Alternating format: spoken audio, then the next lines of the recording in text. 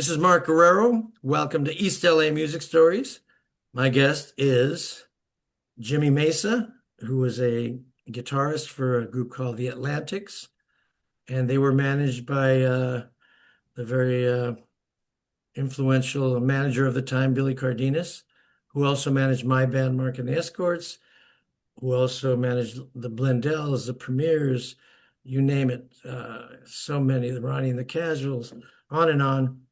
And unusually, we had the same manager, but for some reason, I don't think we did any gigs together other than the Shrine Auditorium, which we'll get into. But Jimmie's got quite a story. We're going to talk about the Atlantics. He winds up getting drafted, going to Germany. And he didn't play from like 1965, actually, maybe January 66. From that until 2000, he didn't play at all. Then he started playing again in bands, and we're going to get into that. But welcome, Jimmie. How you doing? I'm okay, thanks, Mark. Yeah, man. So let's start off with the Atlantics, and then we'll kind of go back in time a little bit. Well, the Atlantics were they had a different name at first. What were you called? Yeah, we started playing in a garage and we called ourselves the Vandells. So you were first called the Vandells, and how did you form? Well, we started playing in a garage. My cousin from one high school. Actually, we were from three high schools, and we just started playing in a garage, learning songs, and started doing house gigs. And where was that garage? What city was it in? It was in El Monte, South El Monte. And some of the other guys were from neighboring towns. No, actually, we all lived in either South or North El Monte, Wow. Okay. and we went to three different high schools. Okay. So, did you do any gigs before you became the Atlantics? Just house gigs and a couple of uh, park gigs at the gym. And so then how did you come to the attention of Billy Cardenas? Well, we had a friend who became our manager as the Vandells. He introduced us to Billy Cardenas, and he wanted us to audition for one of his groups. I guess I don't know how many he managed, but he wanted us to audition at the Rhythm Room in Fullerton. So we auditioned with two other bands, and I guess he liked us the best. So he went on from there. And then how did the name change happen? Billy Cardenas introduced us to uh, Eddie Davis, who was a promoter, and he didn't like the name Vandell, so he changed our name to the Atlantics. Hmm. And interestingly enough, he had another band at the time, Eddie did, called the Atlantics. And it was tell him about that band. Yeah, well, he called us the Atlantics, but we didn't know at the time that we were Atlantics number two because Atlantics number one, which he managed, Barry White was the lead singer in that band, and so yeah, that was a shock to me when I found out it was. And that, well, actually, at the time, Barry White was not that Wasn't he didn't famous, have. but it Yeah. was an African American band mostly, the members. Yes. And they were Yes. probably playing a different circuit. They weren't playing the East Side circuit. No, I'm sure they weren't. So Yeah. that's why you were able to coexist as the Atlantics, uh, Right. the brown Atlantics and the black Atlantics. So then I'm sure Billy started getting you some decent gigs. So where did you start playing? Our first gig as the Atlantics was at a club called the Gigi Hall, I think Mm. in Boyle Heights, I think it was. Yeah, we played there. That was our first gig for Eddie and Billy. Yeah, and we opened for the Midnighters and a group called the Rivingtons, which had a hit called Papa Umau Mau. Absolutely. Papa, ooh, mau, mama, papa, ooh, mau, mau. So that's cool. And then you started probably playing the usual East LA circuit venues like Kennedy Hall, Big Union, Little Union, those kind of places. Yeah, and we had quite a few gigs at the El Monte Community Center, and which I think were promoted by Billy also. And Rainbow Gardens in Pomona. Yes. It might be a good time to get into the flyers we talked about. Um, I have a few flyers that I want to talk about and show that I have, And then Right. you have some that I don't have. So we're gonna go through those just to show the audience like how many bands were around, how many venues, um, and these flyers often trigger memories of the venues and of the other bands. So the first flyer I want to talk about, it's maybe the most important one. It's the only one we were on the bill together, and that was the Shrine Auditorium in 1965, February 21st. And Yeah. almost every band here was sort of a Billy Cardenas or Eddie Davis band. So here we are, the Atlantics, the Blendells, Blue Satins, Cannibal and the Headhunters, Ronnie and the Casuals, Mark and the Escorts, which was my band, the Heartbreakers, the Jaguars with the Solace Brothers, Little Ray, the Little Heartbreakers, the Medallions, the Midnighters, the Pageants, the Premiers, the Four Queens, Romancers, Sisters, and Slauson Brothers. Virtually every group on here was a Billy Cardenas band, except maybe the Slauson Brothers and maybe the Medallions. I don't remember them too well. But yeah. So what do you remember Yeah. about that show? What I remember about that show is we were the first ones on the lineup, the Atlantics. I guess they Ooh. went in alphabetical order or something like that because we were the first ones up. And you're not going to believe this, but the power went out for a couple of seconds during our performance. Wow. I'll never forget that one. Yeah, I just remembered that. That's the only gig that I have a flyer where our bands are on the same bill. And for some reason, not only did I never play on the bill with you guys, but I never heard you guys, and I think you never heard us. Uh, No. and all the other Billy bands, we do shows with them. We got to know them, or definitely know their music and hear them. But Yeah. Mark and the Escorts and the Atlantics were like ships crossing in the night. Right. But we did play that one show together that we know of. Here's another one. It's New Year's Eve party. Two great bands, the Premiers and the Atlantics, and the Premiers were pretty darn hot at that time, right? They Yes, probably they had had their the hit. song Farmer John. Yeah, they were big. And this was at the Riverside National Guard Armory. Okay. And here's another one, Rainbow Gardens in Pomona. And they used to have a dance every Sunday from 4 in the afternoon to 10 p.m. a tardeada. And my band played there at least 4 times for those Sunday gigs. And here's a poster about it, but it talks about the place in general. Always three great bands, and then it names some of the bands. The Premiers, the Jaguars, the Mixtures, Ronnie and the Casuals, the Blendells, Rhythm Playboys, the Pageants. They probably meant the Standells. It says Sandells and the Atlantics. But we did Yeah. several of those, yeah. What's your memory of that venue? I don't know. I was pretty much in shock, I guess, of playing with all these bands, you know. It was and then I never had too much self-confidence in myself. So I always felt that all the other bands we played with were better than us, you Mm. know, or had better performances. But yeah, I'm still like that today. And were you guys on the younger side? Like some of the bands, like the Premiers, the Blendells, the Midnighters, were like kind of seniors in high school age. My band were like 10th graders. We were a little bit younger. Were you sort of on the younger side, some of those bands? I was in the 10th grade when Yeah, I started playing yeah. gigs.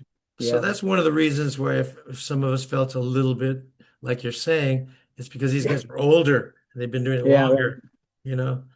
Uh, yeah, so there were Yeah. younger bands in general part of the scene, like the Emeralds and the Exotics and the Impalas. They were all sort of 10th grade age.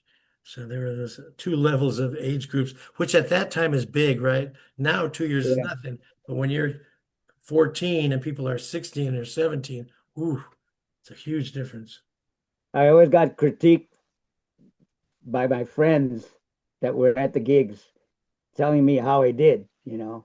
And most of the reporting was good, you know, but still I felt like, you know, everybody was better than us. I don't Mhm. know. Mm. Lack of confidence, I guess. Yeah.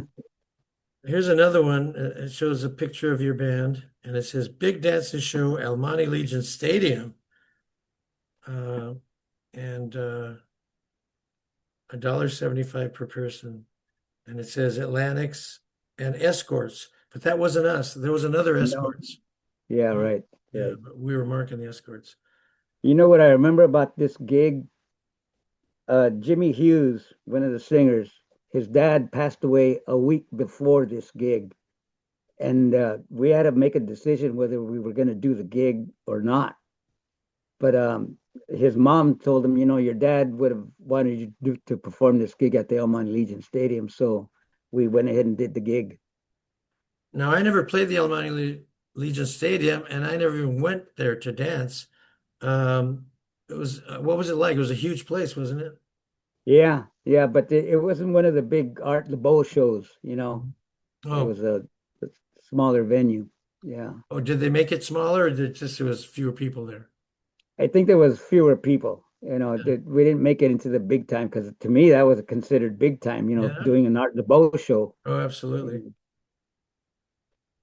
And here's the last flyer that I have. Big Dance and Show, the Premiers, the Superbs, Little Ray, who was fantastic, as you know, the Atlantics, and Cannibal and the Headhunters. That's quite a lineup. we did October, quite a few gigs with Cannibal and the Headhunters mhm, at that same venue, the El Monte Community Center. October 10th.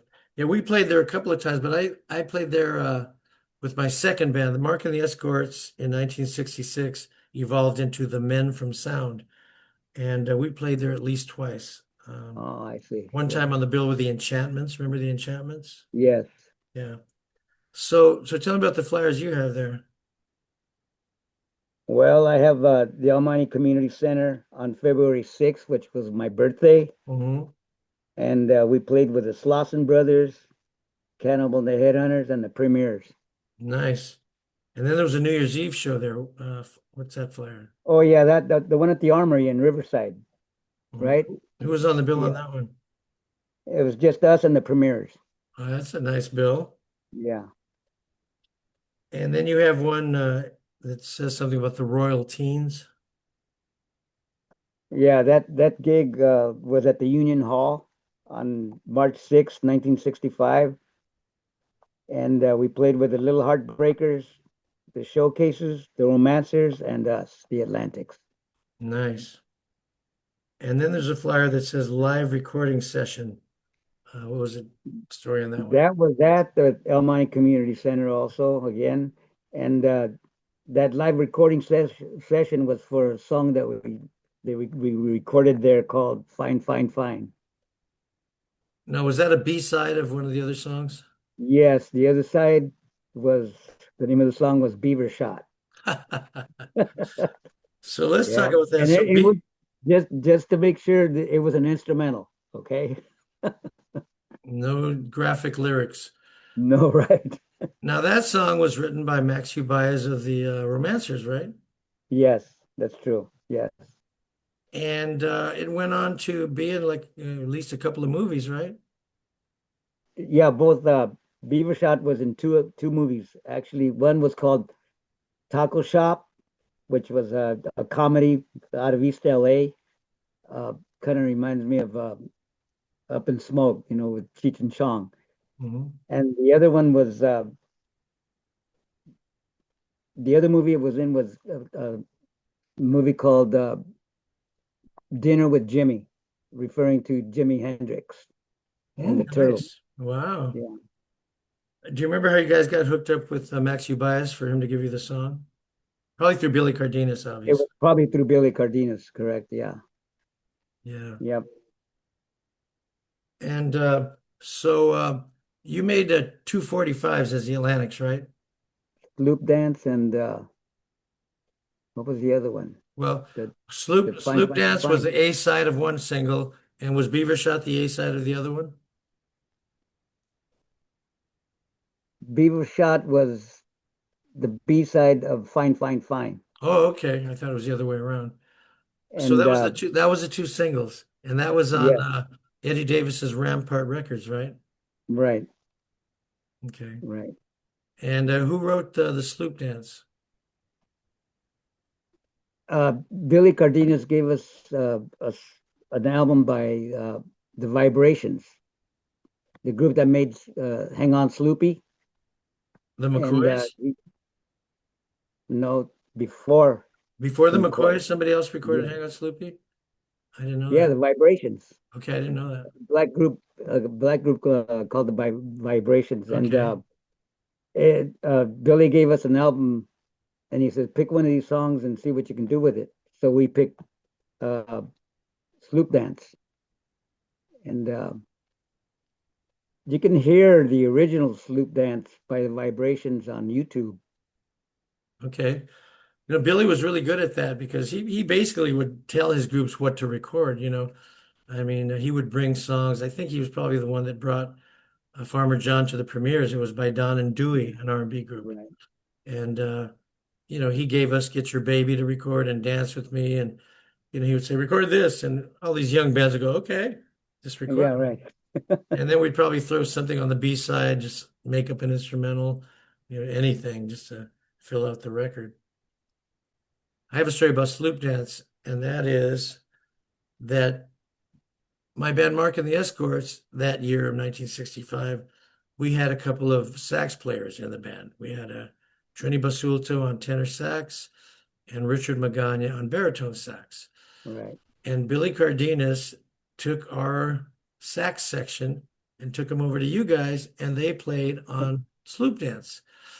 Now it's not a mystery, but it's a lot of years ago. But Yeah. Richard Magana told me about 5 years ago, and he's got a tremendous memory, detailed. Mhm. He told me the story that Billy took them down to your session. They played on your record. So that's great. So I asked you about it, and you had no memory of it. No, And I I don't. asked Trini about it, the other sax player, and he didn't remember it. But I believe it happened because Richard remembered it. He wouldn't make something up like that, and plus he had a great memory. So I'm sure it happened. And today I just asked you about it, and you did say that yeah, the sax players who played on it were not band members of your band. Right. So I'm sure that happened. So that's kind of a cool thing that I didn't know about till 40, 50 years later. But Yeah, that's a me cool too. thing. Yeah. So the flip side of Sloop Dance was a song called Sonny and Cher, right? Yes. Now that was And kind of now you had we, mentioned that it was similar to the we Mixtures Popeye yeah, record.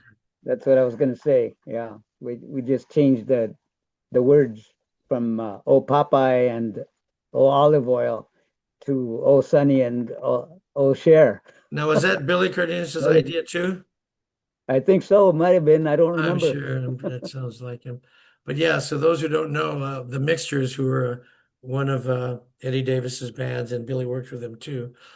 The Mixtures, they were a multiracial group from Ventura County, but they were part of the East Side Sound because they recorded for Eddie Davis, but they also Mhm. did the East L.A. circuit. Um, and the Mixtures had a record called Popeye, and it was just this guitar instrumental. And Yeah. then it would stop, boom, and then somebody go, "Oh, Popeye!" Yeah. Like, olive oil, and that was the whole Yeah. record. It was like what would you call that? Novelty song. And so Billy has you guys do the same song, but say, "Oh, Sonny" and "Oh, Cher," right? Yeah, right. Was the only Yeah. difference. But yeah, so that's another little interesting tidbit. You told me a story earlier about a little incident that happened at Kennedy Hall. We had a little mishap. What happened there? Oh my gosh, you want me to talk Yeah, about go that? ahead. Yeah, absolutely. Okay, so we had this gig at the Kennedy Hall, and the place was packed. I mean, the Midnighters were on the bill, and it was a packed house, and we're up there on stage doing our song, and I took a step back and tripped backwards and landed on my back with the guitar bouncing on my stomach. Oh, and I forgot to mention it was a packed hall, and the stage was about 5 feet or 4 feet from the floor. Mhm. So all the girls were lined up along the stage with their elbows Just looking at you. on the stage, looking up at us. And here I go and take a fall backwards right on my back. And the song kept going. The two singers came up and picked me up. They brought a chair and sat me down, and the song continued. But that, I was telling you earlier, that was the most embarrassing moment in all my time playing in a band. Wow. So let's talk about I often bring up the fact about, did you suffer any racism when you played in areas where there weren't a lot of Chicanos and just different kind of incidents. And you mentioned something, a gig you did in Lake Arrowhead with almost all white people, but it wasn't a racist thing after all. Um, but they expected what, surf music, and you guys didn't know any? No, all we played was East Side sound music, a couple of Motown songs, but I guess they expected surfer music, but it turned out to be okay. I mean, They they they got up there on the accepted it, stage and right? listened. They accepted Yeah, it. they accepted it Well, real that's a nice. good happy thing. Yet on the other hand, you played a gig in Corona where there were a lot of Mexicans and Chicanos, and tell what happened there. Yeah, well, I have to tell you, my mom grew up in Corona back in the 40s, and at that time it was just a small cowboy town, kind of. So anyway, there we are in 1964, 65, and we had the gig there in Corona, and the we were the second band to play because they had a home band, and when they were up there playing, the whole dance floor was full of people dancing. Then they get off, and we come on, and they all turned into wallflowers up against the walls, and nobody performed. I mean, nobody danced, to our music. So anyway, during one of the breaks, during a break, one of the guys were talking to the girls, and one of them told them, "You guys better look out because they're planning to jump you after the dance." So they mentioned, I guess somebody mentioned it to the security guard, so the security guard called the cops, and they came towards the end of the dance, and sure enough, there was two carloads of cholos waiting for us after the dance. So anyway, we had to get a police escort out of the town. Yeah. Your only sin was being out of towners, strangers coming into their turf, right? Yeah, right. So I get back home the next day. I tell my mom, "Hey, we got escorted out of the town you grew up in." See, we got a big kick out of that. Yeah, But the fact that even the dancers didn't dance to you. yeah, that was crazy. So amazingly, and how'd you get this gig? You guys played at the famous Cinnamon Cinder. I don't know if that came from Eddie Davis or Billy Cardenas or maybe our old manager Mark before we joined up with Billy. But we got a gig at one of Bob Eubank's nightclubs called the Cinnamon Cinder. He And where had was he that? had a I'm sorry. Where was that? Was that somewhere around Long Beach or somewhere out that way? Oh no, he had three nightclubs called the Cinnamon Cinder. Right. Bob Eubank, Which is the right? one you played at? We played at the one in Hollywood on Ventura Oh, Boulevard wow. because he had one in Long Beach and San Bernardino also. But we were the house band for about 2 months at That's the one in amazing. Famously, didn't Dick Dale used to play at the Cinnamon Cinder and some of these surf bands and all that? yes, yeah. We opened for groups like the Little Anthony and the Imperials, the Crystals, Gary U.S. Bonds. Um, who else? One I miss, Sonny and Cher. Pretty cool. Yeah, Was that after you made the Sonny and Cher record or before? Did that help inspire that? it was before. Oh, It so had to have been okay. before. Yeah. Yeah. Well, that makes sense. Well, that's pretty cool. So another interesting gig you did with the Atlantics was you played at an on a U.S. Navy ship. Talk about that.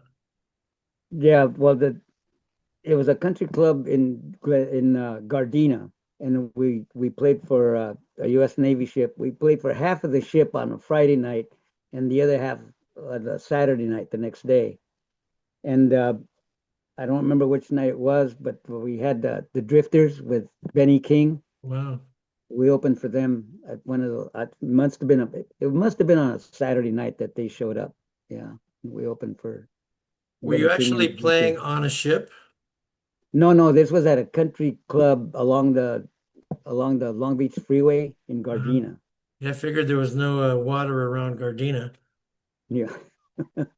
Okay. So, anything else you'd like to say about the Atlantics before we move on? Um, Well, what about talk about the members of the band? uh, my cousin, I taught my cousin how to play, and he became the rhythm guitar player in the Mhm. Atlantics. And you want the names of the guys? Yeah. Okay, we had Jimmy Hughes and Carmen Caldiel were our two singers. Our bass player was Manuel Garcia. Our drummer was a guy named uh, Frank Ascolisi. He was an Italian guy. Um, our trumpet player was Mike Ronquillo, who went on to play with a band called Ace after the Atlantics broke up. And played for a long time with Ace, right? Yes, They're still together. But he played with them for a couple of decades, didn't he? A long time. yes, several decades. Yes. Wow. And did you guys play on that very successful TV show, Ninth Street West at the time? Oh yeah, yeah, Talk we about did. that. Sam Riddle was the host, right? Right, we played on Ninth Street West, hosted by Sam Riddle, and I think the song we performed was "Fine, Fine, Fine." That was pretty cool. That was quite a gig to have back then. And also we had our song "Sloop Dance" on Carol A for about 3 or 4 weeks Nice. since we were playing at Bob Eubank's nightclub, the Cinnamon Cinder.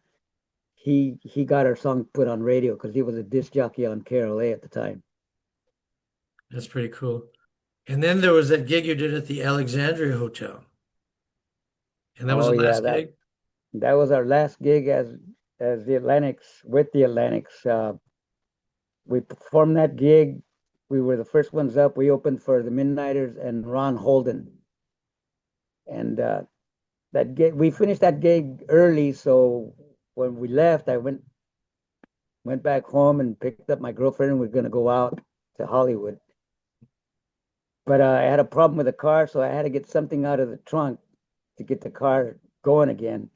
So I took out my guitar and I leaned it against the side of the car.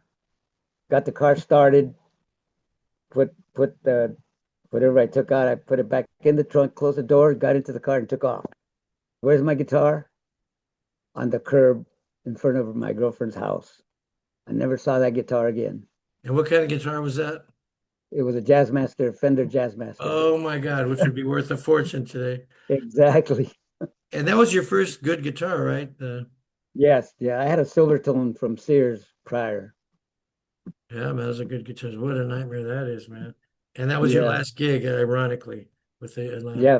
The next month I got my draft notice and went in the army for 2 years. Yeah, we got drafted and you wound up in Germany, right? In Germany, came back from Germany. Music had changed completely over those 2 year that 2 year period. Come back and we got Jefferson Airplane and Janis Joplin and totally different music from when I left. So I didn't get back into music till the year 2000, which was like what 35 years later. That's amazing. So we'll get into that period in a minute. Um, so speaking of the military, you attended a thing that I was involved in a couple of weeks ago at La Plaza de Cultura y Artes, and it was a panel discussion that I helped organize and moderated, and it was called "The Impact of the Vietnam War on the Musicians of East L.A.'s Golden Age." And the panelists were Jerry Salas of El Chicano, who was in Vietnam when he was 19, Sal Murillo, the lead singer of the Blendells, who had that major national hit with La La La La La in 1965. He wound up as a Green Beret in Vietnam, and he never went back to music after the war. And the third was Fred Rivera, who played in a band with Edward James Olmos in East LA called Eddie James and the Pacific Ocean.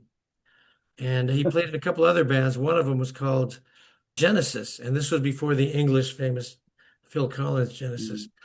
And they got a major record deal, and they were playing on the Sunset Strip.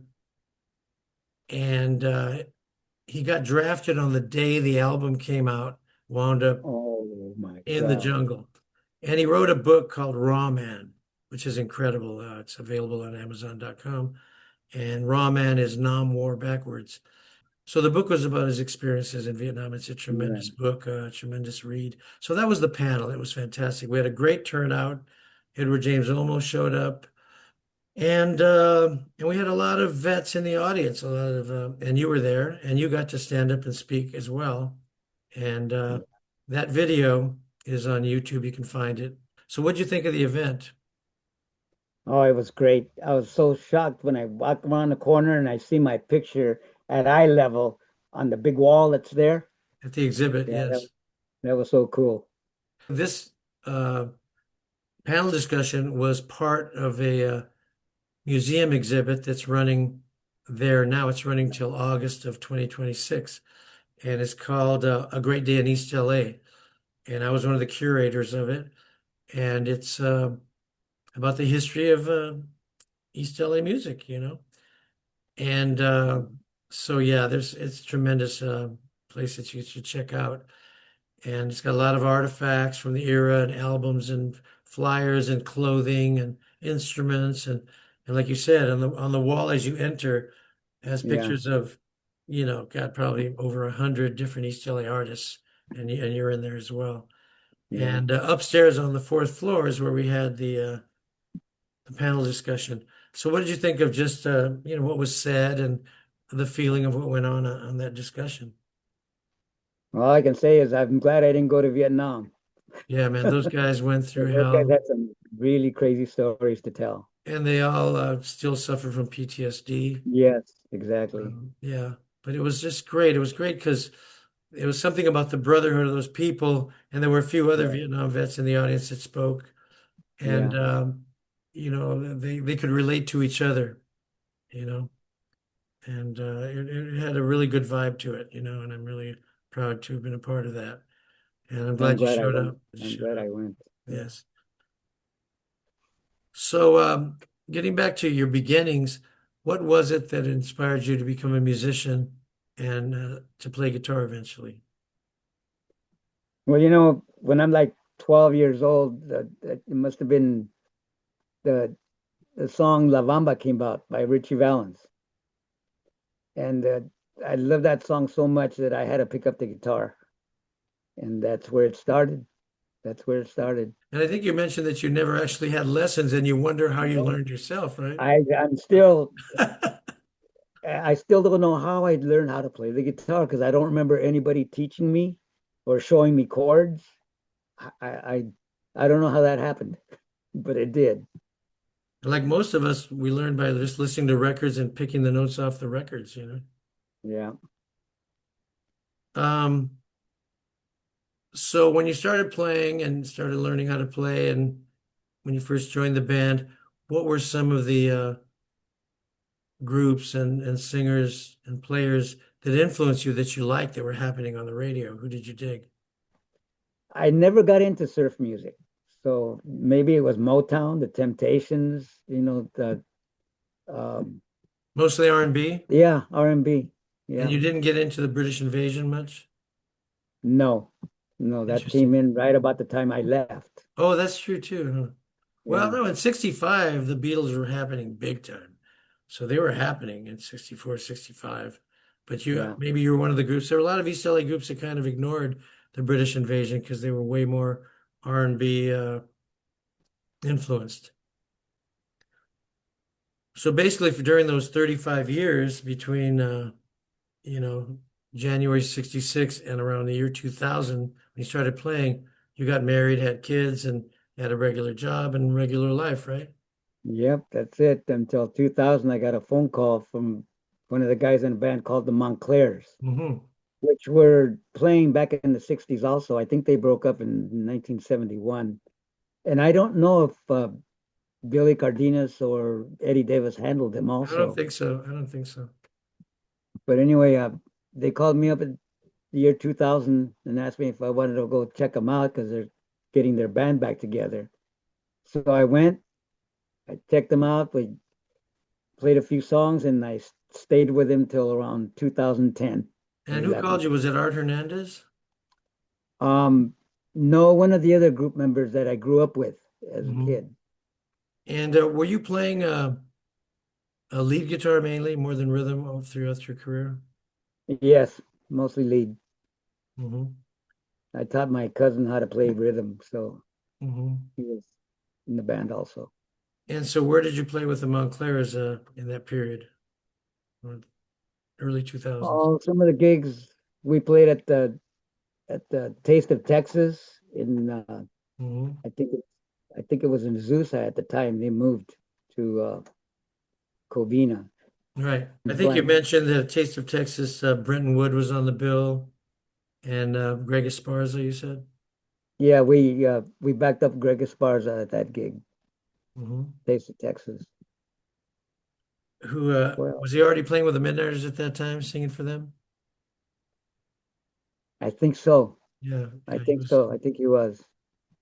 And you did the Mr. Duran show.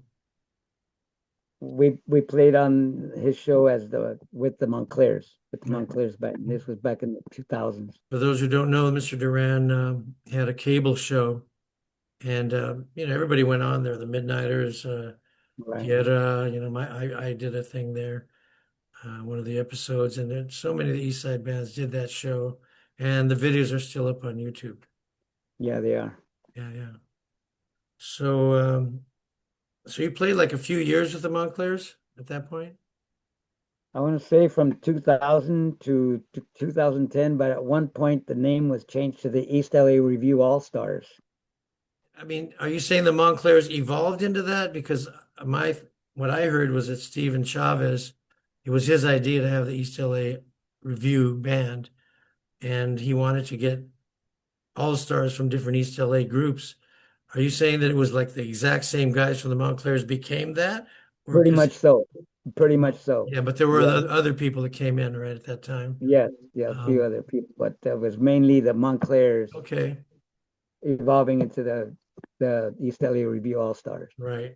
And at that point, Steven Chavez, who had an internet radio show Right. called East LA Review, and he still has his Mhm. website. It's pretty cool. And he sort of started booking the band, right? I mean, he kind of was spearheading the band, wasn't he, at that point as far as gigs? With the East LA Review All Yeah. Stars, Hmm. I didn't stay with that band for very long. Okay, how It long was did you play with them? maybe less than 6 months, I would think. I Okay. think I remember less than What kind of 6 months. venues did you play? Um, when I was with them, we did the Japanese American Oh yeah, Culture talk Center. about that. Talk about that. Yeah, I think you would play. You played on that gig also, right? Didn't you? Well, I did one song with my dad. My dad was on the bill, right? Yeah, yeah, yeah. That was what 2000. I forget the year, but Yeah, early, I think early 2000s. Uh, could it have been 2000 or 2001? Like, could have been pretty early, couldn't it? I'm no, gonna find the flyer and show it, and it'll have the yeah. date on it. But I remember Los Illegals played that day, and Ruben Guevara was there, and the Skip Heller band backed up my dad, and I forget who else. I think Cannibal the Headhunters, the uh, a couple of the original guys were reforming at the time, and I think they played as well. So, as far as playing with the Montclairs and then the East LA Review, when did you kind of stop playing with East LA Review? I stayed with the Montclairs, and then the East LA Review All Stars became a different group. Right. So I stayed with the Montclairs up until around 2008, 9, or Oh, 10. okay. I forget So, in other words, after you stopped playing with the Review, the Montclairs were still going on as the Montclairs as well. exactly. Got it. Right. Got it. Okay. So, we did share the stage with the East LA Review All Stars at March Air Force Base. Oh, yeah, that's right. I forgot about that. Forgot about that gig. Yeah, And you guys backed me up. I forgot what I did. I think I did Knock on Wood. I forgot a couple of songs. I don't remember. That was with the East L.A. All Stars. Yeah. And you have a picture of that, which I'm going to put up once you send it to me. Yeah, I sure will. Yeah, yeah. That was cool. And then I saw you guys play at Benelli Park. Were you in the band when they played there? Yes, I was. In fact, it was a while after that that I left the band and Okay. stayed with the Well, that was Montclairs. a cool gig because John and Lawrence Perez of the Premiers played. They did Farmer John and Duffy's Blues, and you guys backed them up. And then Bertho Right, Oropesa was there singing, a great right. singer. Mickey Lesprone of El Chicano did Viva Tirado and a couple of songs. So it was a really cool all-star show, and I Yeah, and was there. I think we opened for Lloyd Price That I don't remember. and I might have showed up late. I don't know. Jay and the Americans. Really? They, they were I, the on same that bill day? also. Yes. Okay. Well, I just showed up and saw you guys and left, so I didn't know about anybody else that played. But you guys were really good, and it was a cool show. Yeah. Was that the last gig you did with them, or you don't know? It might have been. I think it was. It could have been the last gig I did with them. Hmm. But So did you do anything musically after that? Well, wait a minute. I did run into you at Billy Cardenas's garage in Pomona a little bit later on. And what were you doing with Billy at that point? I think I was with the Montclairs after I had left the All Stars Hmm. band, and we didn't. We did gigs, but none that are very memorable. Hmm. But that day, had nothing to do with the Montclairs. I just remember Billy had a band assembled. He might have had, maybe he had Tony Carroll on bass and I forgot who he had on drums, but it was different people. And I think they just wanted to record some songs. Do you remember anything about that and who was No, involved? I don't. I don't. Yeah. I have the picture, but I don't remember exactly why we were there. Yeah, yeah, yeah. But it did result eventually. Billy put a band together or was involved with Andy Tesso of the Romancers and the Mixtures. Oh, I see. And it was him. It was Rini Flores on drums. Right. It was I forget who else was in the band, but he put a little band together, and they eventually Oh, recorded. They recorded three of my songs as Andy Tesso and the Rockers, and they recorded okay. three of my songs. A couple of Maxi Baez's songs and a Chan Romero song. And they made a really nice EP, and they did a good job on my songs. I And see. but it was sort of the same era when I met you there in that Yeah, garage. Those guys were rehearsing in that garage too around that time. I Um, see. yeah, but that's the last time I actually, I guess, saw you play. And have you played since then? Did you just stop playing again, or do you still play now? No, before COVID, we used to get together at guys' homes and just jam, Hmm. let's get together. But after when COVID hit and no more No more jamming. since then. Yeah. Yeah. So you have a son that became a rapper. Tell me about that.